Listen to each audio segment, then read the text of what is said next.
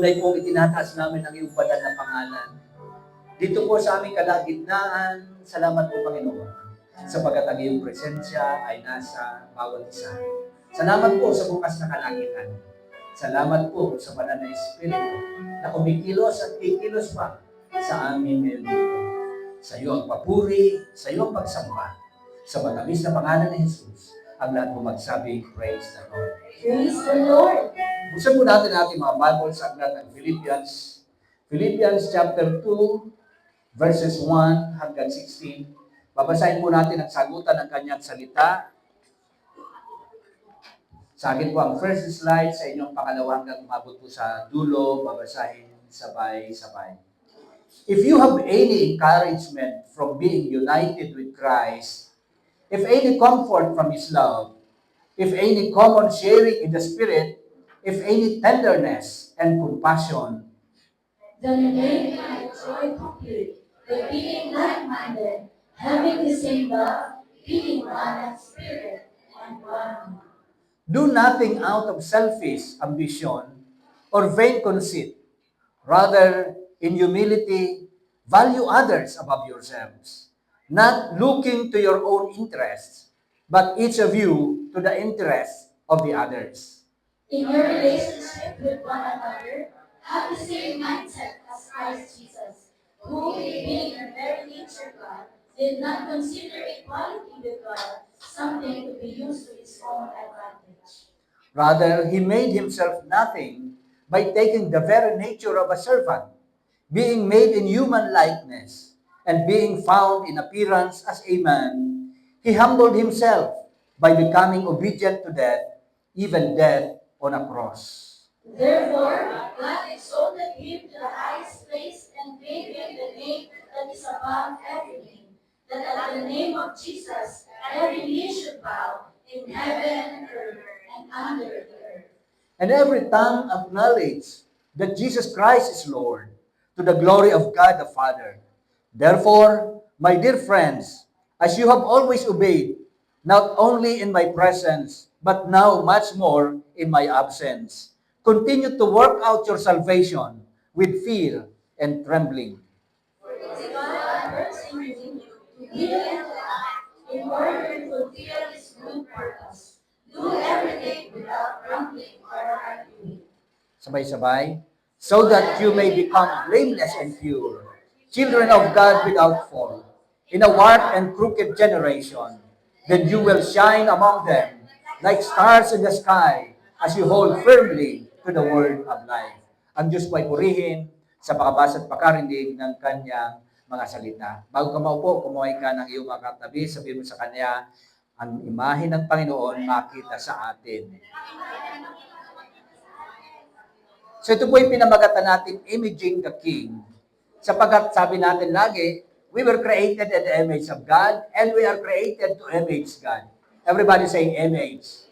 Ito po nagpapakita ng kanyang larawan, nagpapakita ng kanyang katangian, nagpapakita ng quality ng Panginoon na dapat ay nasa kanyang mga anak. Lahat ng anak ng Diyos magsabing, praise the Lord. Ang layunin ni Apostol Pablo sa kanyang sulat dito sa ikalawang aklat or dito sa ikalawang kabanata ng taga-Filipos ay upang itaguyod ang pagkakaisa at kababaang loob. Sabihin natin pagkakaisa. Nangangahulugan na doon ay nagkakaroon ng division at nais ni Apostol Pablo na sila ay magkaisa at sila ay magpakumbaba sa pamagitan ng kanilang mga pananampalataya. Pangalawa, ituon ang mata sa halimbawa ni Kristo. Say that word, example.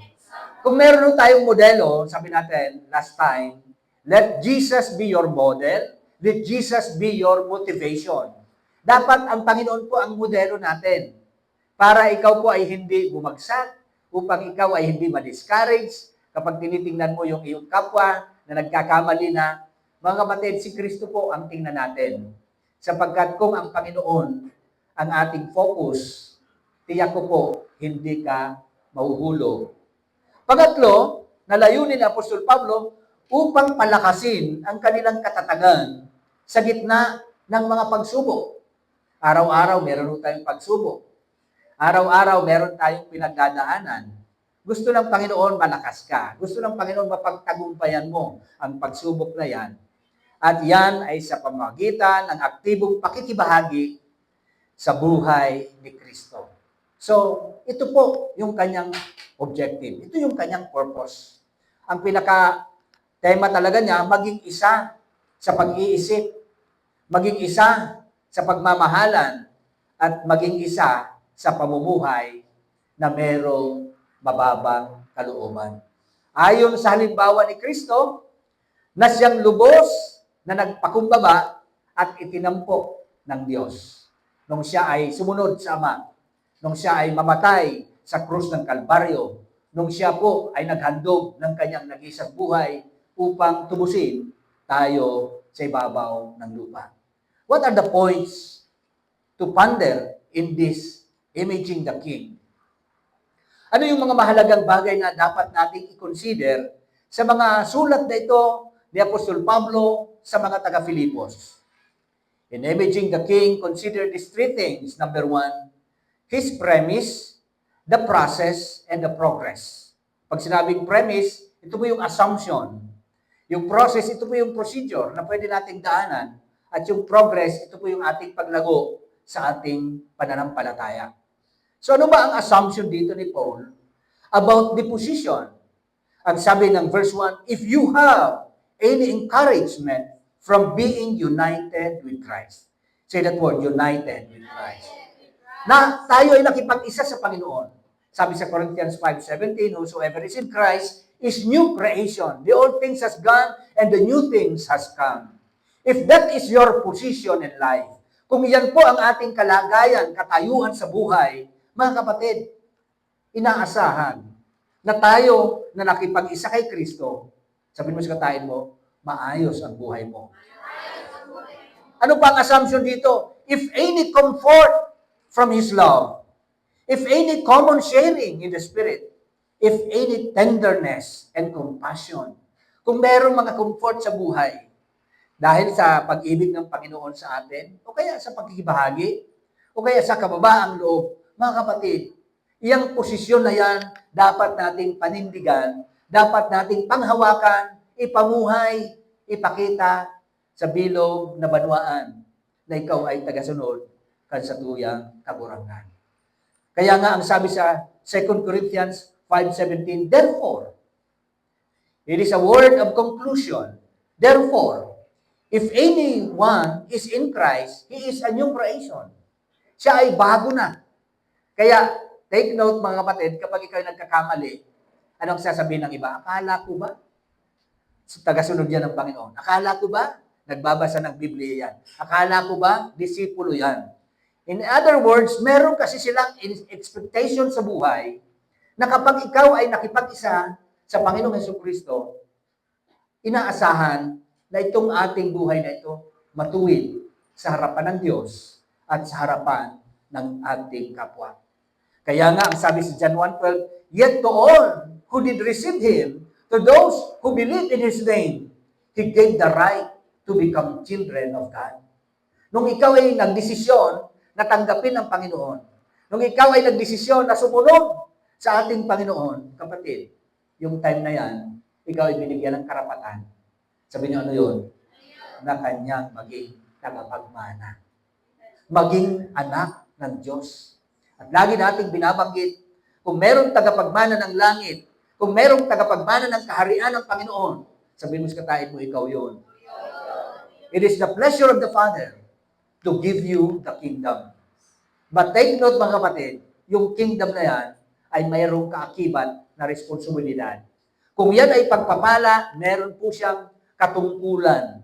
Merong mga inaasahan. Merong mga dapat gawin bilang kanyang mga tagapagmana.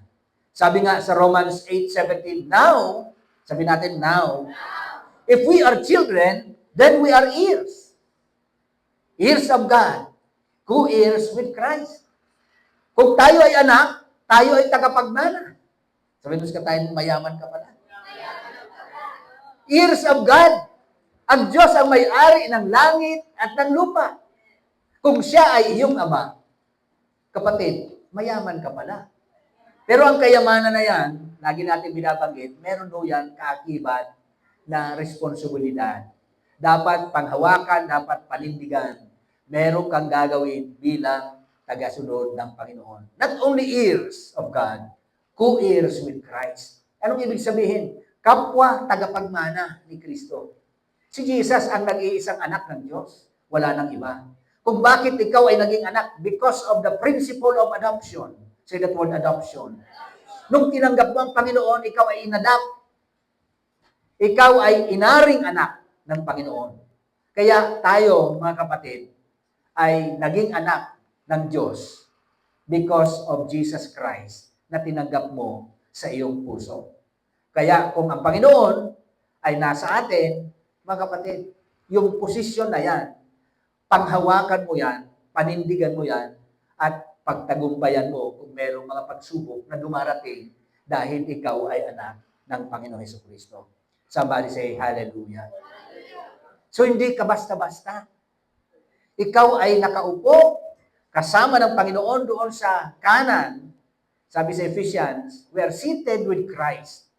Kaya kung merong tumutudla sa'yo, sasabihin mo sa Kanya, kasama mo ang Panginoon Jesucristo. Kung natatakot ka o nagdadoubt ka, i-declare mo sa sarili mo, kasama natin ang Diyos. Amen? Pangalawa, o letter B, about the petition. It's not only about the position you have, but the petition na sinabi sa verse 2 lang sabi, then make my joy complete by being like-minded, having the same love, being one in spirit and of one mind. Pinapakiusapan, nire-request, sinasabihan ni Apostol Pablo ang mga taga-Filipos, pati ang mga taga-Tagas, na gawin nating kumpleto ang kanyang kagalakan. Sa paanong paraan? Sa pamagitan ng pagkakaroon ng pareho o parehas na prinsipyo ng Panginoon. The same love, the same spirit, the same mind. Kung ano ang kaisipan ng Panginoon, dapat yun po ang ating maging kaisipan sa buhay. Kung ano ang kanyang nais, itaas ang pangalan ng Diyos, kilalanin ang Panginoon sa kanyang buhay, yun din dapat ang ating maging nais. Kung ang gusto ng Panginoon, ihayag ang Ebanghelyo, kapatid, yan ang dapat nating misyon sa buhay. Ihayag ang kaligtasan na ating tinanggap sa ating kapwa sa pamagitan ng kanyang anak. Sabi sa Colossians 3:2, set your minds on things above, not on earthly things. Ang ating mga kaisipan, ito natin sa mga bagay na makalangit. Think of these things, sabi sa Philippians, mga kapatid, 4:8. Na kung ano yung kaisipan ng langit, dapat doon tayo nakatuon. Minsan, tayo ay nai-impluwensyahan ng sanlibutan.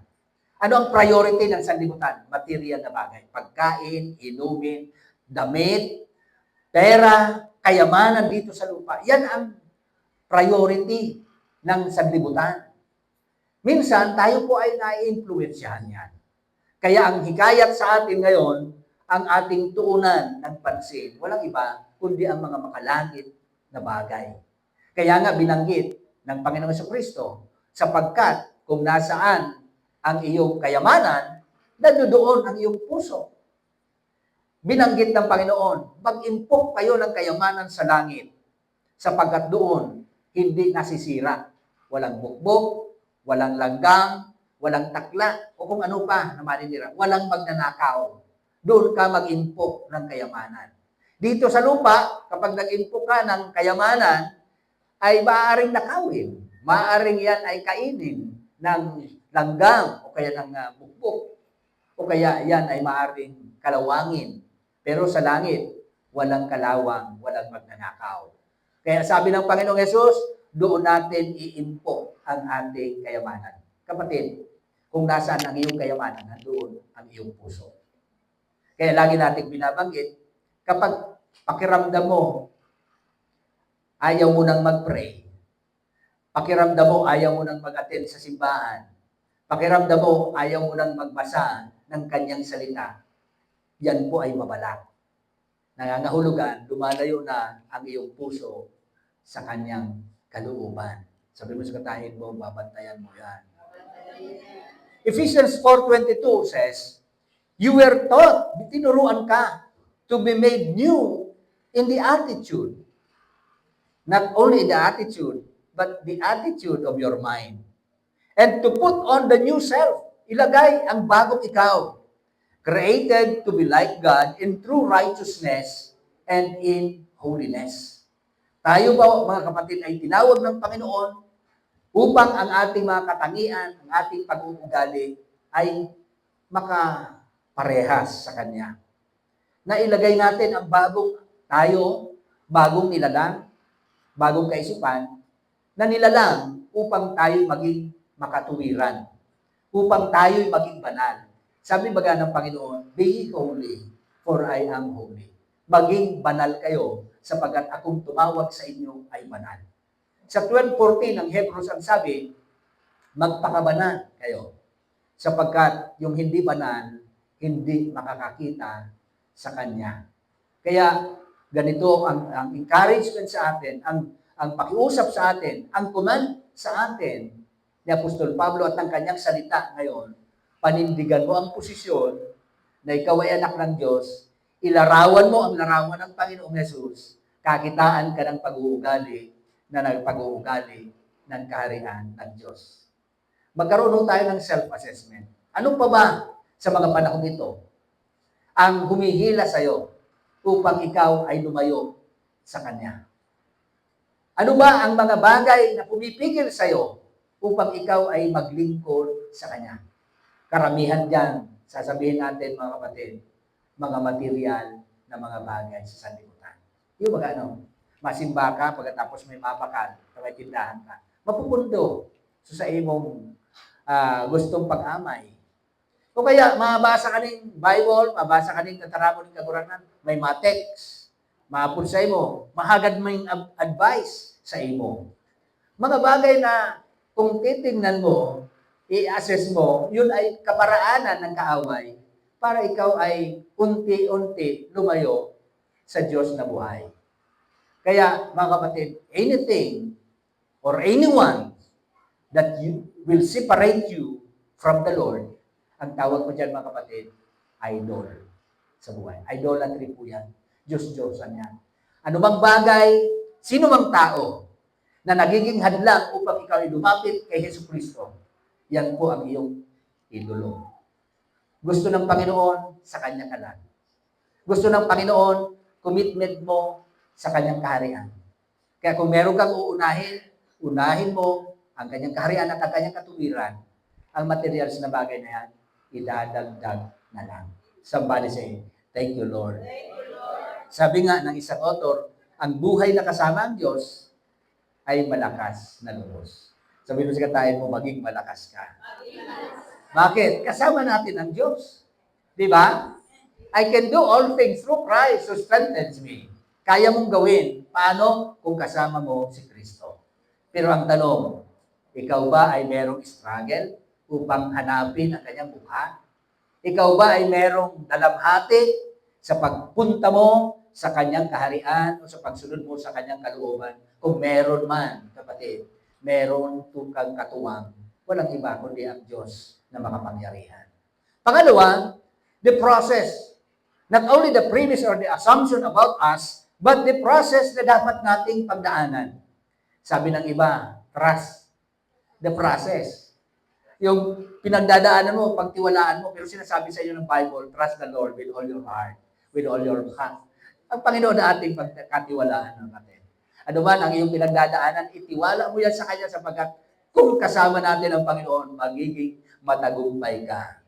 Merong procedure na dadaanan, merong mga bako-bako na dadaan, merong uphill, merong pataas, merong pababa, merong baha, merong bagyo, pero ang lahat ng ito, kayang-kaya mo. Sabihin mo sa tayo mo, kasama natin ang Diyos. At ang process na ito, mga kapatid, itong procedure na ito, na ating dadaanan, tinitingnan natin na meron kang responsibility. We need to assume responsibility. Say that word, responsibility. This is your ability to respond. Ito yung katangian mo, kapangyarihan mo, kalakasan mong harapin anuman ang nasa iyong unahan. Ano ang sabi ng verse 3? Do nothing out of selfish ambition. Ibig sabihin, nagkakaroon kasi ng pansariling desire. Selfish, makasarili. Or vain conceit, nadadaya ka ng mga bagay na hindi tama. Rather, anong sabi? In humility, value others above yourselves. So pag sinabi natin responsibility, mga kapatid, ito yung gagawin natin. Gagawin mo na mga hakbang upang ikaw ay makasunod sa kanyang kalooban. Upang tayo ay maging kamukha ng ating kagurangan. As followers of the Lord, as children of the Lord, as heirs of the kingdom, you must be responsible na itong mga bagay na ito talunin mo sapagkat ang Panginoon na pagtagumpayan yan. Gusto ng Panginoon, yan ay pabagsakin mo sa buhay. Napakinggan ko si Pastor Reggie, sabi niya, ang greed daw dito sa ibabaw ng lupa ay merong iba't ibang klase. Mga kapatid, itong pagiging selfish natin, pagiging makasarili, meron daw siyang iba-ibang mga kapahayagan sa buhay ng tao. At ito ay binigyan niya ng salitang sakim. S, selfish, makasarili. Gusto mo, sa iyo lagi. Ayaw mag-share. Yan ang unang klase ng greed. Pangalawa, apathic. Yung walang pakialam. Apathetic. Walang pakialam. Kahit nakita mo na may mga awot, may mga dumi, o kaya mga kalat, ay dahil pag-intindi na gusto mo ikasana, habang mo mapagal. Kadako ng mga tao mayong pakiaram ngayon mo niyan. Pangatlo, kleptoman niya. Itong garo, sige ang pangua. Mga bagay, bako niya mapik kukuha niya. And pang-apat, insatiable, dahil nagkapanuan. Ito magandang kakuntituhan. Pero may nasang gusto, pasiring sa iya. And then, yung pang-last, sabi niya, miser or hoarder. Inin sa tao na mahilig daw para tipo ng mga bagay-bagay, dahil niya naman kaipuhan, tipo para sa arahe, bako ngayon ihiras na. Kaya kung iba ka ngayon mga bado dyan, na dahil mo na ang pigamit, iba na hubo na. Pag iyan pinanaog mo, maabot na naman ka ng iba. So, sa katahin mo, tayo ay kalarawan ng Panginoon. We need to assume that responsibility na dapat itong imahin na ito ng Panginoon na nasa iyo, makita sa buhay mo ng iba. Sabi sa verse 4, not looking to your own interest, but each of you to the interest of the others. Ang ibig sabihin niyan mga kapatid, meron kang pakialam sa iyong kapwa. Meron kang responsibilidad sa iyong kapatid. At ikaw ay marunong magbigay sa iyong kapwa. Hindi lamang para sa iyong sariling kapakanan, kundi sa kapakanan ng iyong kapwa. Sapagkat ikaw ay larawan at representative ng ating Panginoon. Kung ang Panginoon Jesus ang magiging batayan natin, iniwan niya ang kanyang kayamanan, bumaba siya sa lupa. Para Para tayo ay hanapin at bigyan niya ng buhay na wala hanggan. Kung ang Panginoon ay tagapagligtas, ikaw ay dapat maging tagapagligtas din ng iba. Ano mang sitwasyon, ano mang pangailangan, pwede kang maging katugunan sa kanyang mga kahilingan. Halimbawa, ikaw ay meron namang pwedeng ibigay na pagkain, bigyan mo ang iyong kapwa. Meron kang pera na pwedeng i-share sa iyong kapatid, i-share mo siya. Huwag mo siyang pigilan sapagkat sa pagbibigay, nakakalaya sa kasakiman. Ephesians 4:32 ang sabi, be kind, be compassionate to one another. So, dapat tayo po ay mahabagin. Minsan ang tapang-tapang natin. Minsan tayo ay walang ahabag, walang awa. Maraya pa nga siya. Nakuhaan niya nga sa hanap niya. Pwede ka man siya na magsahirat man. O kaya pwede mo na siyang ipag-pray. O kaya pwede mo siyang bigyan ng kanyang pangailangan. And then, not only being compassionate to one another, but forgiving each other, just as in Christ, God forgave you. So, pinakamatayan ng pagpapatawad ang Panginoon. Minsan dahil sa ating pride, gusto natin tayo ang matibay, tayo ang nasa taas. Mga kapatid, nadadaya ho minsan. Ayaw mong magpatawad, ayaw mong mag-release. Siya ngayon nainot, siya nga magrani. Mga kapatid, hindi po yan ang gusto ng Panginoon. Ang gusto ng Diyos, ang Panginoong Jesus, ang ating maging larawan o kaya ang maging modelo natin na dapat sundan. Si Lord ang unang gumawa. Siya ang bumaba. sa lupa upang tayong tagalupa makaranas ng langit. Sabihin mo sa katayin mo, forgiving one another.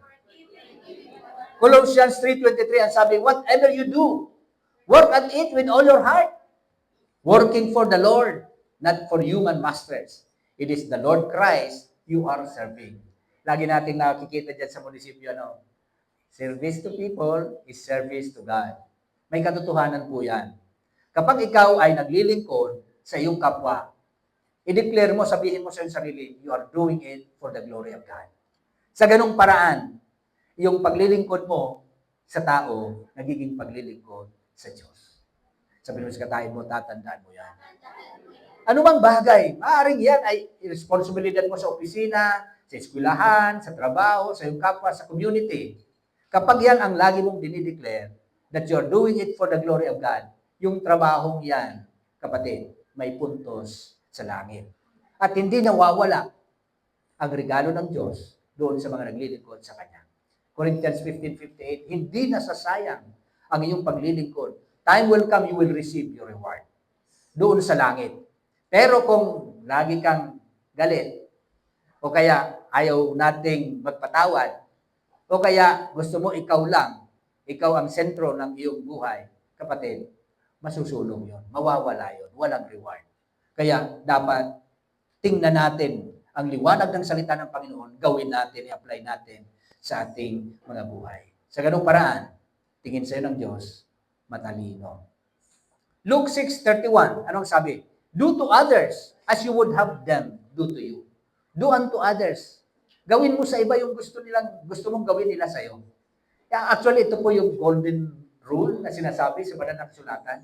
Pag makulog na ng isa, makulog na sa iba. Kaya ang first and foremost thing to do, bago ka gumawa, bago ka magsalita, sabihin mo muna yan sa iyong sarili. Pag ikaw ay nasaktan, masasaktan din yung tao na makikinig sa iyo. Kung ikaw ay matutuwa sa iyong sasabihin, tiyak matutuwa din yung taong makikinig niyan sa iyo. Kaya dapat, sabi ng Panginoon, yung lahat ng ating ginagawa, do it all for the glory of God. Letter B, attest identity. Panindigan natin yung identity na binigay sa atin. Hindi lamang yung responsibility na binibigay sa atin ng Panginoon, kundi tayo po, mga kapatid.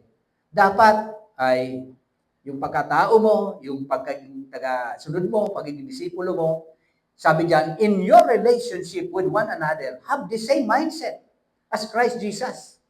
Kung ano ang kaisipan ng Panginoon, yun din ang maging kaisipan mo.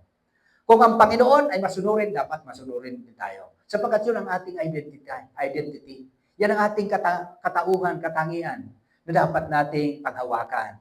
Ipabuhay, i-apply sa ating mga buhay. Katulad ng Panginoong Jesus, sabi sa verse 6, who being in very nature of God, did not consider equality with God something to be used to His own advantage. Kahit siya ay nasaan yung Diyos, hinubad niya ang kanyang pagka-Diyos. Nag-anyong alipin, naging masunurin o hanggang sa kamatayan doon sa krus ng Kalbaryo. Yun ang gusto ng Panginoon na gayahin natin. Yun ang gusto ng Diyos na i-apply natin. Na kung tayo man, nagsasabing anak ng Diyos, tagapagmana ng Diyos, mga kapatid, dapat gayahin natin ang pagpapakumbaba na pinakita ng ating Panginoon Kristo. Sabi diyan sa 7, rather He made Himself nothing by taking the very nature of a servant, being made in human likeness, and being found in appearance as a man. He humbled Himself by becoming obedient to death, even death on a cross. Sa magulang natin, dapat masunurin po tayo. Sa ating pong kapwa, sa iyong nakatataas, dapat masunurin po tayo. Sapagkat ang Panginoon Jesus ay masunurin sa Ama. At bilang mga anak ng Diyos, dapat po tayo naglalarawan ng pagiging masunurin. Kaya nga, sabi sa 1 John 2:6, pakibasa. Whoever dares to live in Him must live as Jesus did. Kung ano ang buhay ng Panginoon, yun po ang sundan natin. Huwag nating sundan ang tao sapagkat kung tao po ang titingnan natin, babagsak po yan. May failure sa buhay niyan. May frustration diyan. Pero kung ang Panginoon, ang ating modelo, kaya nga sabi sa Hebrews, di ba, looking unto Jesus, the author and the finisher of our faith. Siya ang maging standard mo. Let Him be your model. Let Him be your motivation. Sabi sa Colossians 3:10, put on the new self. Isuot mo yung pagiging bago mo, which is being renewed in knowledge in the image of its Creator. Yun ang ating isuot. At kung minsan, mga kapatid, lumalabas yung kasuotang luma, tanggalin po natin. Isuko po natin sa ating Panginoon. Surrender natin sa ating Panginoon. Hayaan natin na tayo ay maging malinis sa Kanyang harapan. Romans 13:14 ang sabi, rather, clothe yourselves with the Lord Jesus Christ. Isuot mo si Jesus Christ. Isuot mo si Lord. Sino ho yun? Yung breastplate of righteousness, loins of truth, shoes of readiness to share the word of God, yung ating shield of faith, yung ating helmet of salvation, yung sword of the Holy Spirit, yung armor na binigay sa iyo ng Panginoon sa Ephesians 6. Isuot mo yan araw-araw. Pag nagkalakagaan sa imong daghan, yaon dyan at sa imong pananampalataya na mapalipot kayan. Pag minsan pagtramaan ka mga tentasyon sa imong isipan, yaon dyan ang helmet ng kaligtasan. Walang iba kundi ang ating Panginoon at kagurangnan. Kung ikaw man, mga kapatid, ay tinutuklaw ng mga dinadaanan mong alakdan o kaya ahas, nandoon yung sapatos, yung shoes ng Ebanghelyo. Walang iba kundi ang Panginoon. Kaya protektado ka kapag ikaw ay nasa Panginoon. Somebody say hallelujah. Sabi nga ng isang author, ang mabuting halimbawa ay higit pa sa maraming salita. Kung ikaw ay nagsasalita, dapat yung salita natin, yung wika natin, nakikita sa atin. Kapag ipinamuhay mo yung sinasabi mo, mga kapatid, nandoon yung tinatawag na integrity sa buhay. Si Jesus, ganun po. Even God, ang sabi ng Bible, He puts His word above His name. In short, He submits to His word. Kung ano ang sinasabi niya, ginagawa niya. Sabi ng sekretary mo, dapat ikaw din. Na kung ano ang sinasabi natin, panindigan natin, gawin po natin. Sapagkat yun po ang patunay na ikaw ay merong tama at tunay na relasyon sa ating Panginoon. Na kung ano ang sinasabi ng salita, yun po ang ating pamuhay. Nakikita ang iyong katauhan sa pamagitan ng iyong kaugalian. Sabi nga ni Kang Iba, dahil kang magtaraming suhay sa hawak. Double standard minsan. Tayo kasing tao, minsan, yung sinasabi natin, hindi natin nagagawa. Pero, kapag iyan ay ginawa mo na, pinakita mo na, kapatid, mas magandang halimbawa, nakikita sa iyong ugali, sa iyong ginagawa sa buhay. At yan ay mas matindi ang mensahe niyan sa iyong kapwa. And finally, yung progress. Say that word, progress. Ito po yung improvement sa buhay, development. Sabi ng isang author, ang pinakamalaking room dito sa ibabaw ng lupa is the room for improvement. Tayo bilang mga anak ng Diyos, dapat meron tayong laging room for improvement. In short, kapag nireview ka, kapag natamaan ka ng kanyang salita, magpatama ka. Amen? Kung ikaw ay medyo nasasaktan ng mensahe ng Panginoon, kapatid, tanggapin mo yan. Sapagat yan ay para sa iyong kapakanan. So, merong improvement.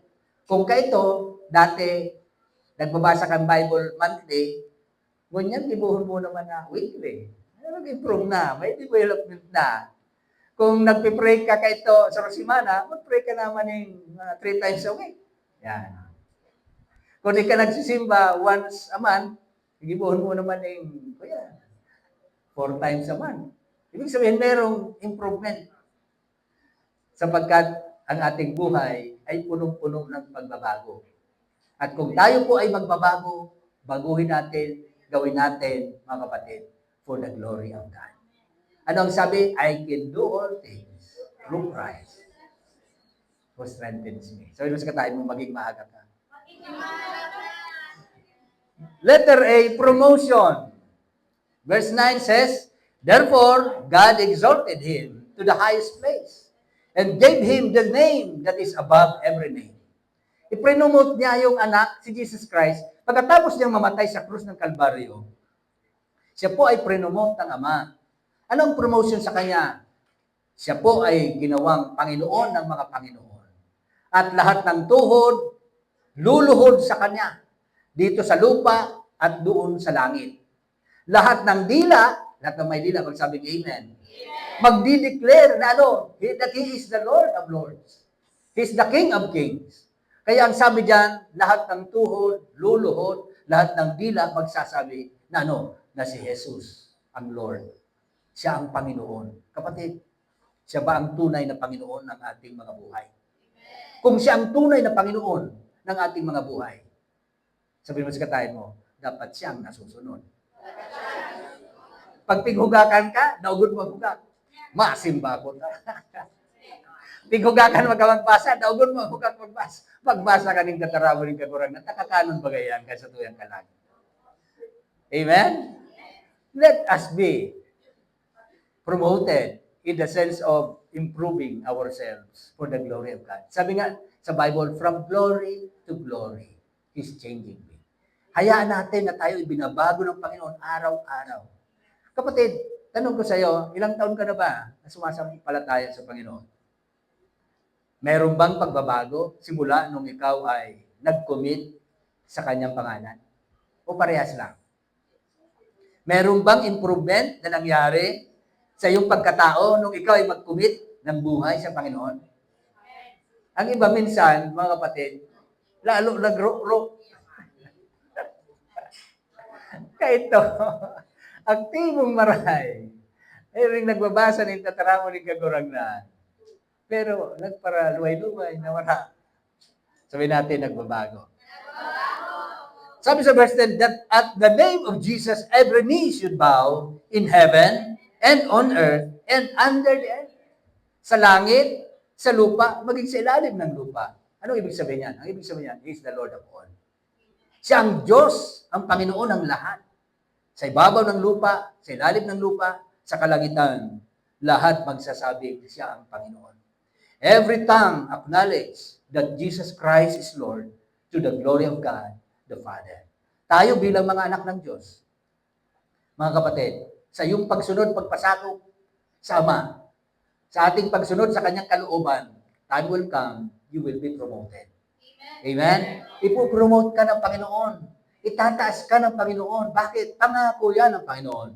Ano ang sabi sa 2 Timothy 2:12? Pakibasa. We will also reign. Kapag kinaya mo hanggang wakas, anong sabi? Ikaw ay maghahari na kasama niya. Walang iba na makakasama ang Panginoon doon sa tinatawag nating millennial reign, kundi yung mga sumasampalataya sa Kanya.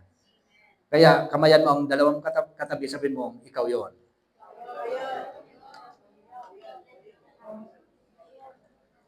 That's why we need to endure.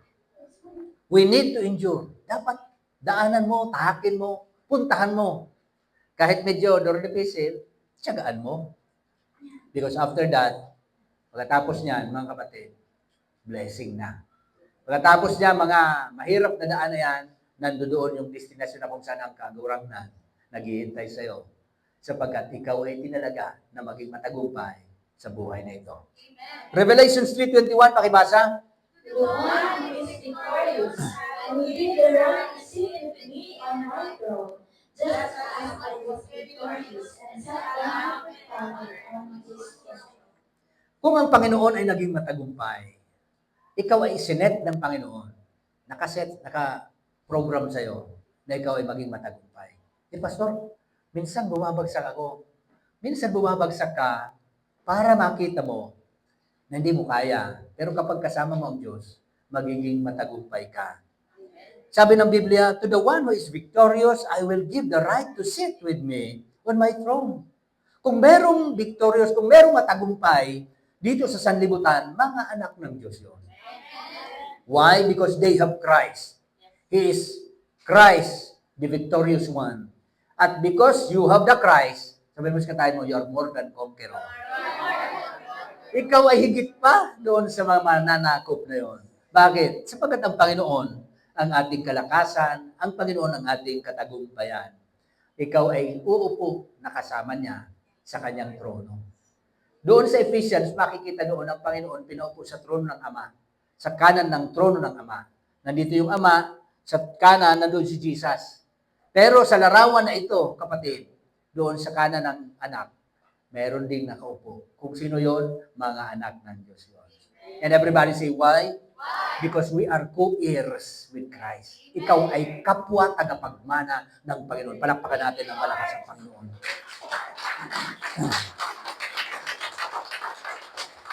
Amen, amen. Take your seats. Philippians 3:20 ang sabi niyan, but our citizenship is in heaven, and we eagerly await a Savior from there, who will transform our lowly bodies so that they will be like His glorious body. So walang duda na yung katawan ng Panginoon, kung paano siya umakyat sa langit doon, yung incorruptible body ng Panginoon, na hindi nasisira, hindi kontrolado ng natural law, na kahit nakapinid, pwedeng pumasok, na kahit may gravity, kayang tumaas. Sabihin mo sa katayin mo, magkakaroon ka niyan. Babaguhin ng Panginoon ang katawan na yan. At yung katawan na hawak mo ngayon o nasa sayo ngayon, kapag yan ay nakasuko sa Panginoon, yan ang plano ng Diyos sa buhay na ito. Kaya ang sabi sa verse 13, for it is God who works in you to will and to act in order to fulfill His good purpose. Kung merong makagagawa niyan, ang Panginoon. Anong sabi? God who works in you to will and to act in order to fulfill. Oh, nakatalaga ka? Tayo ay nakatalaga na maging matagumpay because it is the Holy Spirit working within us. Sabi nga ni Pastor Joseph, ni Apostle Joseph, tayo ay nagpapalakas. Pero kinakailangan you need to work out and you need to work in. Sa pag-workout mo, may exercise na gagawin ka para ikaw ay lumakas. Pero sa loob, meron ding nangyayari sapagkat ang Holy Spirit ang gumagawa sa iyo. It is God who works in you. Sabi mo sa tayo, in you. To will and to act in order to fulfill His good purpose. Anong purpose niya? For you to become like His Son. Na ikaw ay maging kamukha ng kanyang anak. From glory to glory, binabago ka ng Panginoon. Pero ang tanong, willing ka bang magpabago? Ang tanong, willing ka bang mag-surrender ng iyong buhay? Kapatid, kapag sinuko mo sa Panginoon ang iyong buhay, yung sukong-suko talaga, kung ano man ang ihulma dyan, pabayaan mo lang siya, sumunod ka lang sa Kanya. Minsan masakit, minsan maproblema, pero daanan mo lang, sapagat after that, magiging maganda ka. Amen? Because He will fulfill His good purpose. At kung meron siyang layunin sa'yo, para sa kabutihan mo. Kaya nga, anong gagawin? Verse 14, pakibasa. Do everything without grumbling or arguing. Yan talaga ang pinakasusi dyan. Kapag ikaw ay binabago ng Panginoon, kapag ikaw ay pinapadaan ng Panginoon, eh, para gurong-gurong. Huwag mareklamo. And everybody say, why? Para makapasok sa paraiso. Yung mga Israelites, galing sila sa Egypt. Sila ay naging alipin sa loob ng 400 years. Nung sila ay lumabas, mga kapatid, lahat ng kapangyarihan ng Diyos nakita nila, nasaksihan nila. Pero nung nandoon na sila sa wilderness, lumabas na yung kanilang pagiging hindi kontento sa buhay. At igwana ning mana, igwana ning kuya, kung ano pang pagtarao ning kagurangan. Sige, pag-araray ang grumble. Sige, pag-araray ang gurog-gurog. Lagruluwasan sa mga halas, kinaragat sinda. Kaya, dahil nakalaog siya, mga Israelita, duwan sa lupang pangako. Why? Because of grumbling and complaining. Kapag ikaw ay nag-grumble, ito bagang, sige mo ang taram-taram. Sige mo ang reklamo. Minsan nagigibo ka nga, sige mo ang reklamo. Kapatid, para magkaroon ka ng points, gumawa ka na lang, huwag ka na magreklamo. Kasi, ang sabi dyan, do everything without grumbling or complaining. Why? If you are grumbling, if you are complaining, it means, ang ibig sabihin niyan, wala kang tiwala sa Kanya. Ang ibig sabihin niyan, ayaw mong magpasakop sa Kanya. Ang ibig sabihin niyan, napipilitan ka lang. Kaya kung ikaw ay sinusuko ng Panginoon, ikaw ay binibigyan ng gawain ng Panginoon, ikaw ay pinapasunod ng Panginoon sa mga bagay na nilagay niya sa puso mo, gawin mong may kagalakan, gawin mong may kasiyahan at kapayapaan. sapagkat ang kanyang kapangyarihan makakasama mo ng walang hanggan. Do everything without complaining, without grumbling. Sapagkat yung mga Israelita hindi nakapasok sa lupang pangako. Dalawa lang ang nakapasok. Si Joshua at si Caleb. Yung original, si Joshua at si Caleb lang. Yung galing sa Egypt. Dalawa lang sila nakapasok. Si Moses, natanaw niya lang. Pinahiling lang sa iya ng kagurangan sa lupang pangako. Dinara siya duman sa bundok. All the rest, hindi nakapasok. Bakit? Namatay doon sa wilderness. Anong dahilan? Grumbling and complaining. Sabi mo sa katayin mo, tatandaan mo yan. Letter B, progression.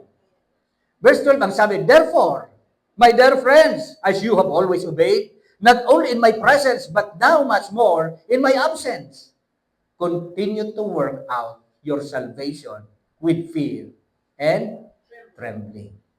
Sabi mo sa katayin mo, work out. Ano ang ibig sabihin ng work out your own salvation? Hindi na nangangahulugan na ikaw ang may gawa ng iyong kaligtasan. Hindi na nangangahulugan na ang kaligtasan na inatamo mo dahil meron kang ginawa. Mga kapatid, ang ibig sabihin yan na work out or continue to work out your salvation. Ang ibig sabihin yan, magpatuloy kang lumago sa pananampalataya. Say that word, maturity. Yan ang nais ng Panginoon, na tayo maging mature sa kanyang harapan. And kung titignan mo yung binasa natin kanina, it is God who will work. Siya ang ma-fulfill. Siya ang magibo. Kaya sigurado ako, mauuntog mo hanggang dulo. Why? Because it is God who work in you. He will be the one to fulfill ng purpose mo sa buhay na ito. All we have to do is just to surrender our lives to Him. Be willing to be changed. Magbago, magpaproseso, sumunod sa kalooban ng Panginoong Jesucristo. Ano ang sabi sa 15? Pakibasa. So that you may become blameless and pure, children of God without fault, in a dark and crooked generation, then you will shine among them like stars in the sky, as we hold firmly to the word of God. dito magiging kang holy, magiging kang banal, magiging kang pure. In other words, children of God without fault. At kung merong babalikan ang Panginoon sa Kristo, yung mga anak niya. Nakadamit na puti, walang bahid ng dungis o kaya kulubot. Bakit? Because this church is the bride of Christ. And Jesus Christ is the bridegroom. And being the groom, the bridegroom, he will be the one to groom the bride. Ikaw yun. Kung merong mag-aayos sa'yo, kung merong maglalagay ng palamuti sa'yo, si Jesus yun. Amen? He is the bridegroom and you are the bride. Ikaw ang pupuntahan ng Panginoon, ikaw ang kukunin ng Panginoon dadalhin sa kanyang kaharian. Children of God without fault. In a warped and crooked generation, that you will shine among them like stars in the sky as you hold firmly to the word of life. You will shine. Why? Because you are the light of the earth. You are the light of the world. Who is that light? Jesus is the light. Ako ang ilaw ng sanlibutan. Because you have received Christ, you have the light. And now that you have received the Lord, you become now the light of the world. Hayaan natin ang liwanag makita ng iba. Hayaan natin ang ilaw ay magbigay ng liwanag sa sanlibutan na madilim. Sapagkat ikaw ay pinili ng Panginoon. At ang sabi sa iyo ng Panginoon sa Matthew 5:16, let your light so shine among men, so that they will see your good works, and they will glorify your heavenly Father. Do you want that the Father be glorified? Amen. Gusto mo ba na ang Panginoon maitaas sa ating kalagitnaan? Let your light so shine. Dapat ang makita sa iyo, liwanag, hindi dilim. Dapat ang makita sa atin, mga kapatid, yung katangian ng ating kagurangan. Hindi yung grumbling and complaining. Hindi yung pagsalansang o pagsuway sa kanyang kalooban. Ano ang sabi? As you hold firmly to the word of life. And we know that Jesus is the word. Once you have the word, you have the life. Because Jesus is the word. John 1:1. And He is also the life. John 14:6. Lahat ito nasa iyo. Lahat ito ay tinanggap mo nung tayo po ay nag-commit sa Panginoong Jesucristo. All we have to do is just to activate. Hayaan natin na ito i-activate at gawin natin, daanan natin ang proseso sapagkat doon sa dulo, ang Panginoon ay kasama mo. Sabi sa 2 Peter 3:18, pakibasa.